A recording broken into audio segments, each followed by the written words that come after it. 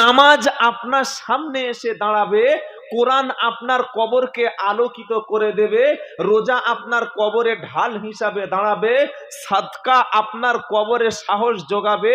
আর আপনি যে রাতের অন্ধকারে মসজিদে গিয়েছেন, রাতের অন্ধকারে উঠে কেঁদেছেন, রাতের অন্ধকারে আপনি আল্লাহর কাছে নিজেকে মাথা নিচু করেছেন, ওই রাতের আঁধারের কান্নাটা কবরের আল্লাহ তাআলা আলোর ব্যবস্থা করে দেবে। জোরে বলুন।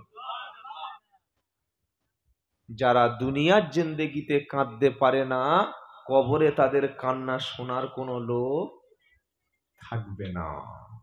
আর যারা দুনিয়ায় চোখের পানি ফেলতে পেরেছে, কবরটা হবে তাদের জন্য জান্নাতের ঠিকানা। বলুন সুবহানাল্লাহ। তাহলে কি দোয়া? রব্বানা হাবলানা মিন আজওয়াজিনা। স্বামী দোয়া করবে, আল্লাহ নেককার স্ত্রী দান করো। স্ত্রী দোয়া করবে, আল্লাহ নেককার স্বামী দান করো। ওয়া যুররিয়াতিনা, আয় আল্লাহ আমাদের সন্তান তুমিও দান করো। কেমন সন্তান দান করো? কুররাতু আয়ুন, আল্লাহ এমন সন্তান দান করবে, সন্তানের ব্যবহারে বাপের চক্ষু যেন শীতল হয়ে যাবে। স্বামী কষ্ট করে বাড়িতে এসে দেখছে স্ত্রী যেই বলেছে আসসালামু আলাইকুম, ছেলেও দাঁড়িয়ে আছে, বিবি দাঁড়িয়ে আছে।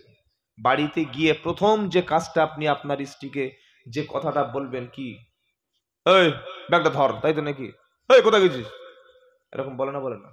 মুখের ভাষা যেন শিয়াল ঢুকেছে ঘরে। কি রে এটা? প্রথমে গিয়ে বলবেন আসসালামু আলাইকুম। কি বলবেন? বলুন না। বলতে চাচ্ছে না, তার মানে বাড়িতে গিয়ে ভয় লাগবে। প্রথমে গিয়ে কি বলবেন? আসসালামু আলাইকুম। আচ্ছা, আজ থেকে এই আমলটা করবেন, আর এই আমল করলে আপনার বাড়িতে সমস্ত অশান্তি, কষ্ট, দুঃখ দূর হয়ে যাবে। এই আমলটা আজ থেকে শুরু করবেন। আসসালামু আলাইকুম বিবিকে কাল থেকে বলবেন। এরকম কে কে আছেন একটু হাতটা তুলবেন, টাকা লাগবে না। এই তোর বিয়ে হচ্ছে, বাচ্চাদের পিছনে হয়ে যাবে, ওরা হাত তুলি। কি ছেড়ে দিয়ে ওরা বুঝতে পারে না গে। আল্লাহ কবুল করুন। যারা হাত তুলতে পারেন নাই, হয়তো অনেকে লজ্জায় তোলেনি, কিন্তু আমরা সকলে সালাম দেবো, বলুন ইনশাআল্লাহ। আল্লাহর নবী দিতেন।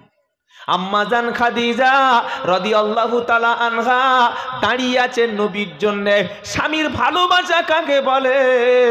নবী দিনের দাওয়াত দিয়ে বাড়ি ফিরছে, রাত 1টা বাজে, 2টো বাজে, 3টে বাজে, 4টে বাজে। আম্মা জান খাদিজা রাদিয়াল্লাহু তাআলা আনহা দরজার ভিতরে দাঁড়িয়ে আছে, কখন আমার নবীজি আসবে, আমার নবীজিকে আমি বুকের সঙ্গে আলিঙ্গন করে নেব। নবীজি বাড়িতে এসে বলছেন আসসালামু আলাইকুম ইয়া খাদিজা। বলার সাথে সাথে ভিতর থেকে আওয়াজ আসলো ও আলাইকুমুস সালাম ইয়া রাসূলুল্লাহ। প্রথম দিনে আপনাকে সালাম দিতে হয়তো একটু লজ্জা লাগবে না? বউকে সালাম দেয় কেউ? কি খারাপ জিনিস বলুন তো? বউকে সালাম দিচ্ছে, আর কারো খুঁজে পায় না। আসসালামু আলাইকুম। প্রথম 1 দিন 2 দিন অন্যদিকে ফিরে আসসালামু আলাইকুম। কি কোন মৌলবি রে? না, আমি পটলের বাবা। তুমি সামনে কোন ইমাম সাহেব এসছো। প্রথম দিন লজ্জা লাগবে না? লাগবে না? 3 দিন 4 দিন পরে দেখবেন বিবি আপনাকে সালাম দেবে। বলুন সুবহানাল্লাহ। শুধু মুসলমানদের মধ্যে সালামটা যদি থাকতো, বিশ্বাস করুন স্বামী স্ত্রীর মধ্যে কোনো দূরত্ব থাকতো না। আর আমরা কি করি? সালাম তো দিইনি, বাড়িতে ঢুকেছে, এই গামছা দে, এই তেল দে, ভাত দে বলে গামছা ঘাড়ে নিয়ে পুকুরে গিয়ে তেল মেখে ঝাম মারছে। ঝাম মেরে উঠেছে, কার পানি মুছে, দাড়ি থেকে পানি ঝরছে, মাথার চুলগুলো এত বড় বাঁদর মতো করে গেছে। কি বুঝলেন? আর ঘোপটা এরকম বড় বড় করে, দাঁত তো জীবনে মাজে না, ভাত খাচ্ছে হাওয়ার মতো। 5 মিনিটে 2 থালা ভাত খেয়ে নেছে। এ হচ্ছে আমাদের খাওয়া। অথচ আল্লাহর নবী সাল্লাল্লাহু আলাইহি ওয়াসাল্লাম জীবনে কখনো একা খেতেন না। কি করতেন? এই যে বিবির সঙ্গে একই প্লেটে খেতেন, আর বিবির মুখে খাবার তুলে দিতেন। একবার জোরে বলবেন না সুবহানাল্লাহ?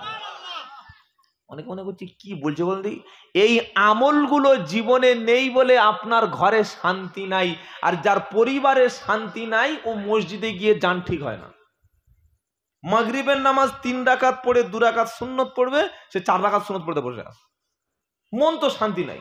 ঘরে যাচ্ছে, বউয়ের কিছু নেই, ছেলেগুলো কিচকিচানি, মেয়েগুলো কি করে ভেবে পাচ্ছে না। এরকম অশান্তি আমাদের সমাজে শুরু হয়েছে না হয় নাই? আমি আব্দুল্লাহ জুবাইর বলছি, শুনে রাখুন, তাবিজ দিয়ে কখনো ওই শান্তি ফেরানো যাবে না। যত তাবিজ কিনবেন লাভ আমার। কার? একটা তাবিজে 501 টাকা, আর দামি পাটি হলে 2001 টাকা। তাবিজে কোনো মানুষের ভাগ্য পরিবর্তন হয় না। তাবিজে যদি ভাগ্য পরিবর্তন হতো তাহলে ইমাম সাহেবদের বেতনগুলো 5 থেকে 20 হতো। তাবিজে যে করে তার কিছু মালকড়ি আসে, মানুষের লাভ হয় না। নবীজি তাবিজ দিতেন, তবে গলায় বেঁধে, হাতে বেঁধে, কোমরে বেঁধে দিতেন না। নবীজি তাবিজটা সাহাবাদের জিন্দেগিতে আমলের তাবিজ দিয়ে দিতে। এই আমলটা আজ থেকে শুরু করুন। শুনে কি লাভ যদি আমরা কাজে না লাগাই ভাই? আসসালামু আলাইকুম বলবেন, বলুন ইনশাআল্লাহ। বলবেন তো সবাই, সকলে একই প্লেটে খাবেন, মোহাব্বত বেড়ে যাবে। বালিশে, একই বালিশে শোবেন। শুয়ে কখনো মোবাইল নিয়ে, বিবিটা শুয়ে আছে, সে জানে সারাদিন লোকটা কাজ করে এসছে, আমার সঙ্গে একটু কথা বলবে, ও মোবাইল নিয়ে গেম খেলছে। তখন বিবি ঘুমিয়ে রাত 8 ঘন্টা হয়ে গেছে, কতক্ষণ জেগে বসে থাকবে? ও তখন মোবাইলটা রেখে চোদ ধরছে। এটা উচিত নয়। সব সময় স্ত্রীর প্রতি লক্ষ্য রাখবেন, বলুন ইনশাআল্লাহ। স্বামী স্ত্রীর মোহাব্বত আল্লাহর শ্রেষ্ঠ নিয়ামত, কারণ আল্লাহ স্বামী এবং স্ত্রীকে জোড়ায় জোড়ায় বানিয়েছে। সুবহানাল্লাহ বলতে ইচ্ছা করে না? আলাম নাজআলিল আরদা মিহাদা ওয়াল জিবালা আওতাদা ওয়া খালাকনাকুম আজওয়াজা ওয়া জাআলনা নাওমাকুম সুবাতা ওয়া জাআলনাল লাইলা লিবাসা ওয়া জাআলনান নাহারা মাআশা। চা, পানি, কফি, দুধ কিচ্ছু নাই রে ভাই। এ বাবা, কমেডির ছেলেরা কোথায় কে আছে গো?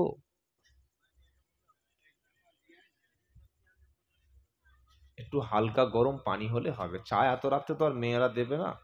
একটু হালকা গরম পানি, বা প্লেন পানি দিন, এত গরম পানি, প্লেন পানি থাকে দিন। আল্লাহ কি বলছে? আলাম নাজআলিল আরদা মিহাদা, আমি আল্লাহ জমিনকে তোমাদের জন্য বিছানা বানিয়ে দিয়েছি।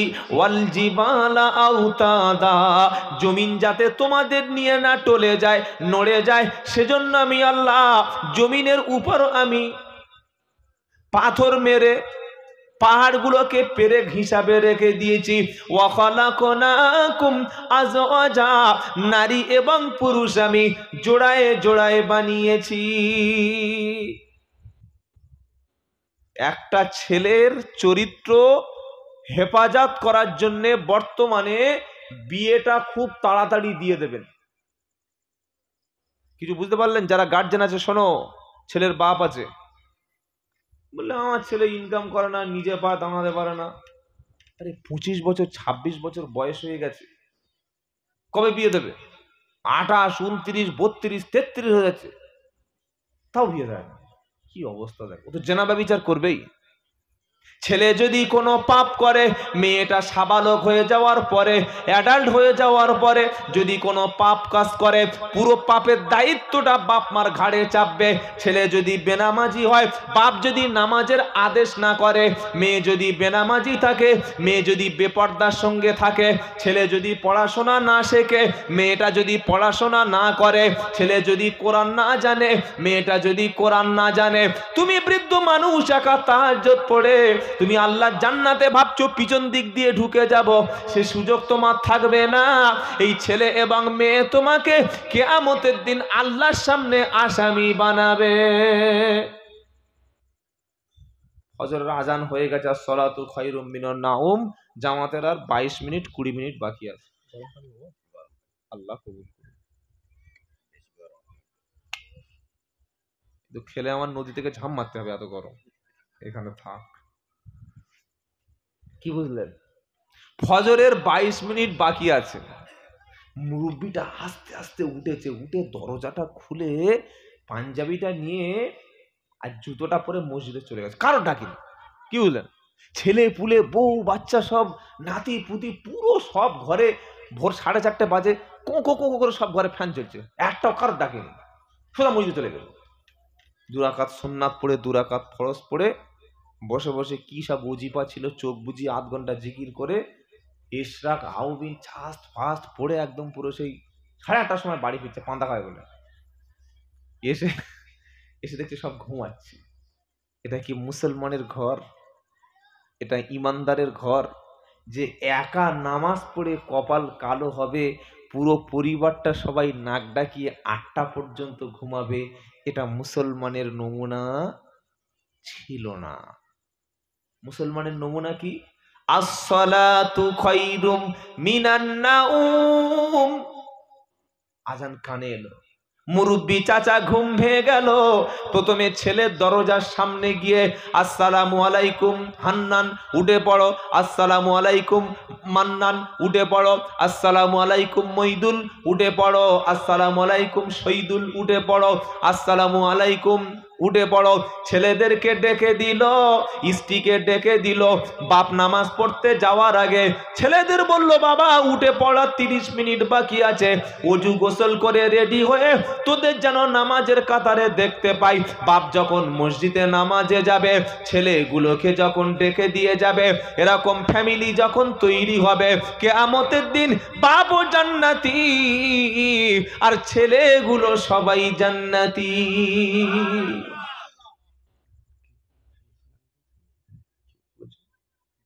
এই গরম পানি দিয়ে গেছে, আর কিছু না। কিন্তু পানিটা অত দূরে, পানিটা আমি খাবো কি করে বলে? ওটা মাঝে মাঝে লাগবে। এখন আমার 2 ঘন্টা সার্ভিস দিতে হবে 4টে পর্যন্ত। এখানে কেউ একজন থাকলে ভালো হয় না? কেউ আসবেন উপরে? এই যে ছেলে বলে কার বলি, আপনার ঘরে কোনো কাজ আছে নাকি? কাছে আসুন, কাছে বসুন, মোহাব্বত বাড়বে।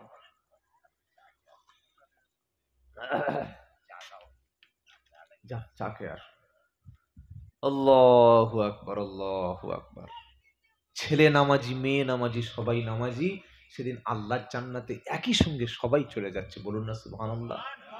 বলে যে দলিল প্রমাণ আছে, জান্নাতু আদনি ইয়াদখুলুনাহা ওয়া মান সালাহা মিন আবাইহিম ওয়া আজওয়াজিহিম ওয়া দুররিয়াতিহিম ওয়াল মালাইকাতু ইয়াদখুলুনা আলাইহিম মিন কুল্লি বাব সালামুন আলাইকুম বিমা সাবারতুম ফানিমা উকুবাদ দার।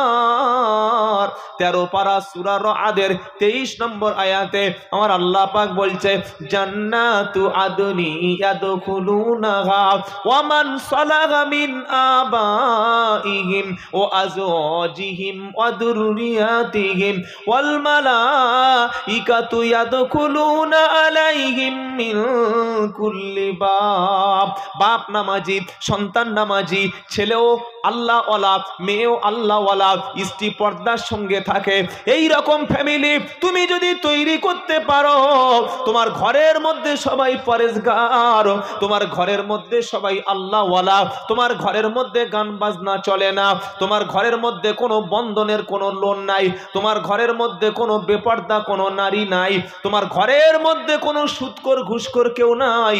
এই রকম ফ্যামিলি যদি তুমি তৈরি করতে পারো, তুমি জান্নাতে যাবে, তোমার ছেলেও যাবে, তোমার মেয়ে যাবে, তোমার স্ত্রী যাবে, তোমার বোন যাবে, তোমার গোটা ফ্যামিলি সবাই যখন আল্লাহর জান্নাতে যাবে, সেদিন ফেরেশতারা বলবে, সালামুন আলাইকুম বিমা সাবারতুম ফানিমা উকুবাদ দার। ফেরেশতারা সেদিন বলবে, হে বান্দা, দুনিয়াতে সবর করেছিলে, ধৈর্য ধরেছিলে, হাজারো বিপদের মধ্যে তুমি সুদের দিকে হাত বাড়াওনি, তোমার বাড়ির মধ্যে কোনো ইসলাম বিরোধী কাজ হয়নি, তুমি নামাজ পড়েছিলে, তোমার সন্তানগুলিকে কোরআনওয়ালা বানিয়েছিলে। বান্দা, আজকের আমি আল্লাহর পক্ষ থেকে ফেরেশতারা ঘোষণা দিচ্ছি, তোমাদের মতো বান্দাদের জন্য উত্তম বাসস্থান বানিয়ে দিলাম।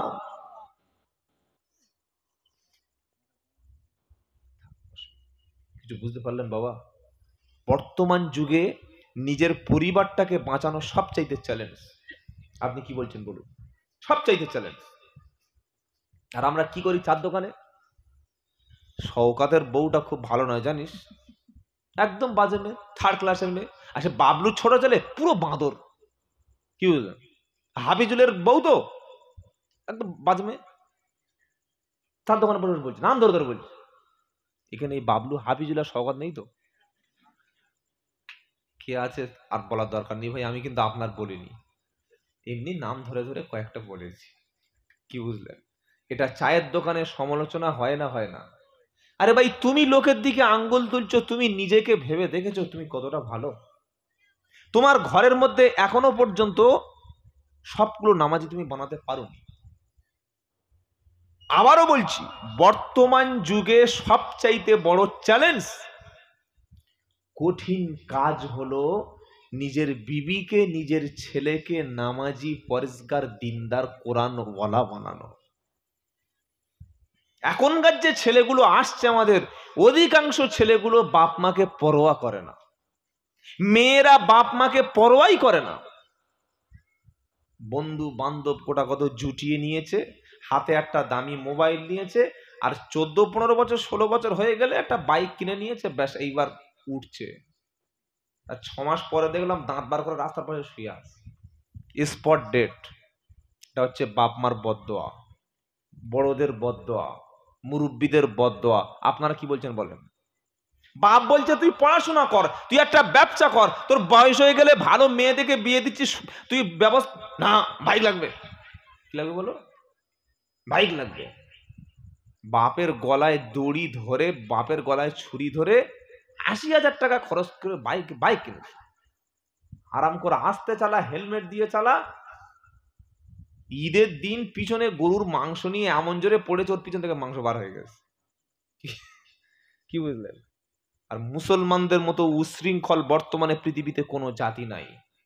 100 হিন্দুর ছেলে যদি বাইক চালায়, 100 খ্রিস্টানের ছেলে যদি বাইক চালায়, 100 মুচির ছেলে যদি বাইক চালায়, 100 কাওরার ছেলে যদি বাইক চালায়, আর 100 মুসলমানের ছেলে বাইক চালায়, উড়ে কারা? গরুর গোশা বলে গায়ে খুব জোর নাকি? এ কাজ করো না। নিজেকে ভালো বলে পরিচয় দিতে শুরু করো। তুমি যে জোরে গাড়ি চালাচ্ছ, মানুষকে মানুষ বলে মনে করছো না, এটা তো অহংকার ভাই। এগুলো করো না। ছেলেদের হাতে বাইক কখনো ভুল করে দেবেন না, মনে থাকে যেন। যদি দিয়েছেন তো ছেলের লাশ কাঁধে করে কবরস্থানে নেওয়ার জন্য তৈরি থাকবেন। ছেলে দাবি করে দিয়ে দেবো, গোলা দড়ি দিয়ে, তুই এমনি তো মরবি, তো মর না, গোলা দড়ি দেবে। কি শখ ছেলে গোলা দড়ি দেবে? ছাগল কথা করে। আল্লাহ আমাদের ছেলেদের হেফাজত করুক, জোরে বলুন আল্লাহুম্মা আমিন। সেদিন জান্নাতে সবাই যাবে, আল্লাহ পাক জান্নাতীদের ডেকে সেদিন বলবে, চিরস্থায়ী জান্নাতে থাকো, আর এখান থেকে বার হতে হবে না। বলুন সুবহানাল্লাহ। আর যে বাপ নিজে একা নামাজ পড়েছে, যে মা নিজে একা তাহাজ্জুদ পড়েছে, যে বাপ নিজে একা কোরআন পড়েছে, ছেলে মেয়ে কাউকে বলেনি, কাউকে ফজরের সময় ডাকেনি, কোনো ছেলেটার কোরআন শরীফ শিক্ষা দেয়নি, তার অবস্থাটা কি হবে শুনবেন? নামাজি ইমানদার ব্যক্তি জান্নাতের উচ্চ মাকামে বসে বসে যখন জান্নাতের ফলগুলো খাবে, আনন্দ ভোগ করবে, সেদিন ছেলে জাহান্নাম থেকে বাপকে চিনতে পেরে গিয়ে বলবে, ওয়ানাদা আসহাবুন নারি আসহাবাল জান্নাতি আন আফিদু আলাইনা মিনাল মা আও মিম্মা রাযাকাকুমুল্লাহ ক্বালু ইন্নাল্লাহা হাররামাহুমা আলাল কাফিরিন। 8 পারা 15 পৃষ্ঠা 12 নম্বর লাইনের 50 নম্বর আয়াত, সূরা আ'রাফ। আল্লাহ পাক শোনাচ্ছে, ওয়ানাদা আসহাবুন নারি আসহাবাল জান্নাতি আন আফিদু আলাইনা মিনাল মা। ছেলে বলবে, জাহান্নামী বলবে, সেদিন জাহান্নামী ছেলে, জাহান্নামী মেয়ে, স্ত্রী বলবে, স্বামী আমার কলিজার টুকরা স্বামী, হে আমার আব্বা, হে আমার মা, তুমি জান্নাতে ফল খাচ্ছ, তুমি জান্নাতে আনন্দে আছো, তুমি জান্নাতের নিয়ামত খাচ্ছ, তুমি খাচ্ছ, খাও খাবারটা, পানিটা একটু আমার দিকে ছুঁড়ে দাও। আমার পানি বলতে কিছু নাই, আমি জাহান্নামে খাচ্ছি রক্ত এবং পুঁজ, তুমি খাচ্ছ জান্নাতের উচ্চ খাবার, আমি আগুনে জ্বলে যাচ্ছি, তুমি আরাম ঘরে বসে আছো, খাবার খাচ্ছ, খাও একটু পানি আমার দিকে দাও। সেদিন ওই বাপ বলবে, ছেলেকে বলবে, ক্বালু ইন্নাল্লাহা হাররামাহুমা আলাল কাফিরিন, এই ছেলে সরে যাও, এই মেয়ে সরে যাও, কাফেরদের জন্য আল্লাহ জান্নাতের নাস এবং নিয়ামত সবগুলি হারাম করে দিয়েছে। নাউজুবিল্লাহ। সিদ্ধান্ত আপনার। সেজন্য বাড়িতে ফিরে একটু ভাবুন, জলসা ভাবার নাম, শোনার নাম, আর আমরা মনে করি শুধু খালি হা করে শুনে নেওয়ার নাম।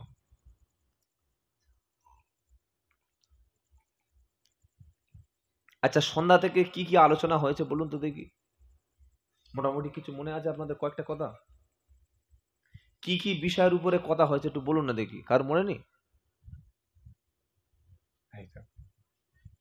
সন্ধ্যা থেকে তো অনেকগুলো বক্তার বক্তব্য শুনেছেন, দুটো চারটে কথা কারোর কিছু মনে নেই? যে একটা কথা মনে আছে, কার একটু হাতন, যেমন একটা কথা মনে আছে বলুন। আচ্ছা, মাশাআল্লাহ, এইরকম শ্রোতা যদি থাকে আলহামদুলিল্লাহ। এগুলো আল্লাহ যেন আমাদের জীবনে ধারণ করার তৌফিক দান, বলুন আমিন। এত রাত্রে বাঙালি একমাত্র জলসা শোনে, আর বাঙালি বলতে আমাদের এই 24 পরগনার লোক আর মেদিনীপুরের লোক। দক্ষিণ 24 পরগনা, উত্তর 24 পরগনা আর পশ্চিম আর পূর্ব মেদিনীপুর, এই চারটে জেলা ছাড়া আপনি যেখানে যাবেন কোন জায়গার লোক কিন্তু 12টার পরে জলসা শোনে না।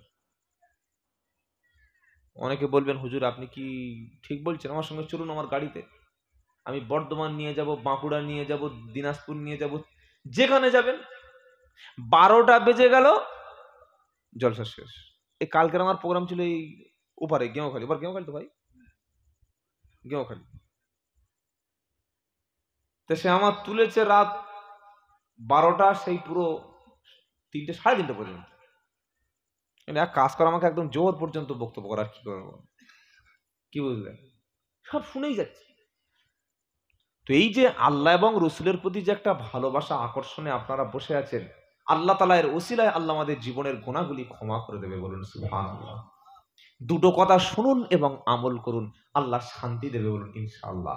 বাড়িতে ফিরে গিয়ে আপনি চেষ্টা করবেন আপনার ছেলে মেয়ে স্ত্রী পুত্রকে একটু কন্ট্রোলে আনা, একটু দিনের প্রতি আনা, ছেলেটাকে একটু নামাজি বানানো, ইনশাআল্লাহ বলেন না। নবীর সুন্নাত যেন জীবনে, আপনার জীবনে ফিরে আসে। খাওয়ার কয়েকটা সুন্নাত আছে, আছে না নাই? এক নম্বর সুন্নাত হলো, আল্লাহ নবী সাল্লাল্লাহু আলাইহি ওয়াসাল্লাম মুসলমানদের খাওয়া শিখিয়েছে, মুসলমানদের সঙ্গে কাফেরদের খাওয়া মিলবে না। কাফেররা খায় কিন্তু নষ্ট করে, মুসলমান খায় কিন্তু নষ্ট করে না। আল্লাহ পাক বলছে, কুলু ওয়াশরাবু ওয়ালা তুসরিফু ইন্নাহু লা ইউহিব্বুল মুসরিফিন। সূরা আরাফের 31 নম্বর আয়াত, আমার আল্লাহ পাক বলছে, কুলু ওয়াশরাবু, খাও এবং পান করো, ওয়ালা তুসরিফু, তুমি অপচয় করো না, নষ্ট করো না, ইন্নাহু লা ইউহিব্বুল মুসরিফিন, নিশ্চয়ই অপচয়কারীকে আমার আল্লাহ ভালোবাসে না। আপনি যত পারেন ভালো খান, কেউ নিষেধ করেন। তো আগিয়ে বসুন, পিছনে উল্টে পড়ে গেলে অ্যাম্বুলেন্স লাগবে, কি বুঝলেন? যত ভালো খাবার খাবেন খান, যত ভালো পোশাক পরবেন পরুন, অসুবিধা নাই, যেন অপচয় না হয়।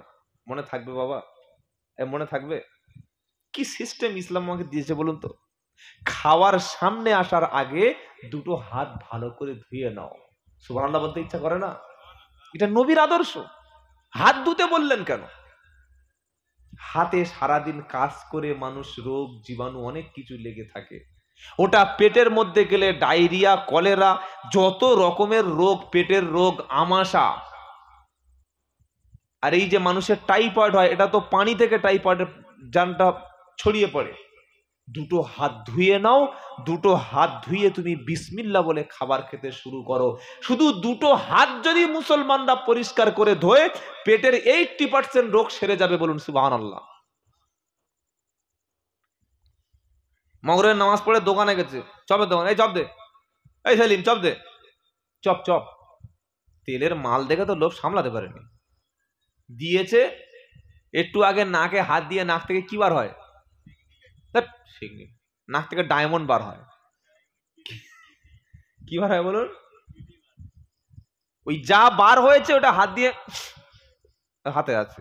আর ওই যে চপে হাত মেরেছে, ওই সিগনি বা নাকের ডায়মন্ড আর চপ দুটো পেটের ভিতরে গেলে কি হবে? পেট থেকে সোনা বার হবে না? হাত ধুইনি। অথচ আল্লাহ নবীর আদর্শ ছিল হাত ধুইয়ে তবে খাও। শুধু হাত ধুইবে না, দুটো হাত ধুইবে, বলুন সুবহানাল্লাহ। এটা স্কুলগুলোতে দেখবেন, বিভিন্ন স্কুলের সামনে মিড ডে মিল যেখানে দেওয়া হচ্ছে সেখানে লেখা আছে, পঞ্চায়েতের সামনে লেখা আছে, করোনার সময় ডাক্তাররা বলছে খাওয়ার আগে দুটো হাত দাও, স্যানিটাইজ করো, হাত ভালো করে পরিষ্কার করো, দিনে 3 বার সাবান দাও, বাচ্চাদের হাত ধোয়াচ্ছে। আরে তুমি আজকের হাত ধোয়া শেখাচ্ছ, মুহাম্মদ সাল্লাম 1400 বছর আগে উম্মতে মুহাম্মাদিকে খাওয়ার আগে দুটো হাত ধোয়ানো শিখিয়ে তবে কবরে গেছে, বলুন সুবহানাল্লাহ। সে আমল আমার বাড়িতে কোথায়? সে আমলটাই উঠে গেছে অনেক আগে, হাত ধোয় না, মুছে নিয়ে চলে। আর যখন এই এরকম জলসায় খানায় যখন প্লেট দিয়ে তাবারক দিচ্ছে, মুছে চালিয়ে দিয়েছে। আল্লাহ মাফ করে, বলুন আমিন। দ্বিতীয় হলো খাবার সুন্নাত। নবীজি বলেন, সামনে যখন খাবার আসবে তুমি একটা দোয়া বলে নেবে, আল্লাহুম্মা বারিক লানা ফিমা রাযাকতানা ওয়া কিনা আযাবান নার। কি ইসলাম পেয়েছি বলুন তো? যেখানে যাবেন সেখানে দোয়া। সুবহানাল্লাহ বলেন। খাবার সামনে এসছে, পৃথিবীর কোন প্রাণীকে খাবার সামনে আসার জন্য দোয়া বলতে হয় না, শুধু মানুষকে বলতে হয়, বলুন না সুবহানাল্লাহ। কি বলছে আল্লাহ? নবী কি বলছেন? আল্লাহুম্মা বারিক লানা, আল্লাহ তুমি আমার এই খাবারের মধ্যে বরকত দাও। আল্লাহুম্মা বারিক লানা ফিমা রাযাকতানা, আল্লাহ তুমি আমার রিজকের মধ্যে বরকত দাও। বরকতটা কি জিনিস জানা আছে? জানা থাকলে বলেন, বরকতটা কোন জিনিস? একটা লোক মাসে 10,000 টাকা উপার্জন করে, তার বাড়িতে কোনো রোগ নাই, মাসের শেষে তার 7,000 টাকা খরচ হয়, 3,000 টাকা প্রতি মাসে জমিয়ে রাখে। আরেকটা লোক 30,000 টাকা ইনকাম করে, ঘুষের টাকা, সুদের টাকা, জুলুমের টাকা, নামাজ পড়ে না, ছেলের অসুখ, মেয়ের অসুখ, বিবির অসুখ, বাচ্চার অসুখ, এদিক সেদিকে মাসে 30,000 টাকা খরচ হয়ে আরো 5,000 টাকা তার ঋণ হয়ে যায়। এর সংসারে বরকত আছে না 10,000 টাকার ব্যক্তির সংসারে বরকত আছে? বরকত জিনিসটা আলাদা। আজকের আমাদের সমাজ থেকে বরকত উড়ে চলে গেছে, বরকত নাই। কারণ দোয়া নাই তো বরকত হবে কোথায়? আল্লাহুম্মা বারিক লানা ফিমা রাযাকতানা ওয়া কিনা আযাবান নার। আয় আল্লাহ তুমি আমার খাবারে বরকত দাও আর জাহান্নামের আযাব থেকে বেঁচে যাবে। খাবারে যদি বরকত পেতে চাও, ইতিম মিসকিন ফকিরকে তুমি খাদ্য দিয়ে তবে খেতে বসো। তোমার বাড়ির পাশে একটা বিধবা মা আছে, খাওয়ার সময় তুমি একটু খবর নাও। তোমার বাড়ির পাশে একজন প্রতিবেশী আছে, একটু তরকারি তার বাড়িতে ঝোল দিয়ে পাঠিয়ে দাও। তুমি বিরিয়ানি রান্না করেছো, তোমার বাড়ির পাশে দুটো ছোট বাচ্চা আছে, তাদের 2 প্লেট না দিতে পারো, ছোট বাটি করে 1 প্লেট তুমি পাঠিয়ে দাও। তুমি মাংস রান্না করবে, রাত্রেবেলায় একা খেয়ে নিও না, তোমার বাড়ির পাশে একজন প্রতিবেশী আছে, একটু তরকারি তাকে পাঠিয়ে দাও। এটা হলো মুসলমানদের ঈমান আর আদর্শ। নবী বললেন, কোন ব্যক্তি যদি গলা পর্যন্ত খায়, পেট ভরে যদি খায়, আর তার প্রতিবেশী, তার চাচাতো ভাই, তার পাশের বাড়ির লোক যদি না খেয়ে ক্ষুধার্ত অবস্থায় ঘুমিয়ে যায়, তুমি গলা পর্যন্ত খেলে তুমি কিন্তু ঈমানদার নও।